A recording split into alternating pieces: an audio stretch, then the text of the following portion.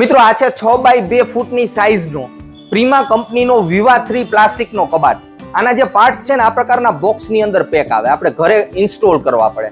Box ઉપર આની MRP જોઈએ ને તો 8,900 રૂપિયા છે, પરંતુ 7,200 રૂપિયાની આસપાસ માર્કેટમાં મળી જતો હોય છે.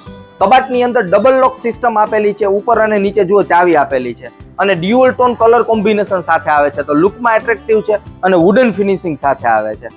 જેવા આપણે ડોર બંને ઓપન કરીએ તો ઇનસાઇડ 4 સેલ્ફ મળે છે. આ પણ હાઇટ એડજસ્ટેબલ છે, તમારી જરૂરિયાત મુજબ તમે ખાનાની જે સાઇઝ છે નક્કી કરી શકો છો.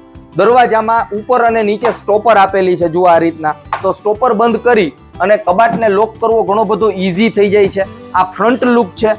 હવે આ છે મિત્રો સાઈડ લુક, તો સાઈડમાં પણ એટ્રેક્ટિવ લાગવાનો છે કબાટ, અને આ છે બેક લુક. આની અંદર મિત્રો અલગ અલગ કલર ઓપ્શન પણ અવેલેબલ રહેતા હોય છે.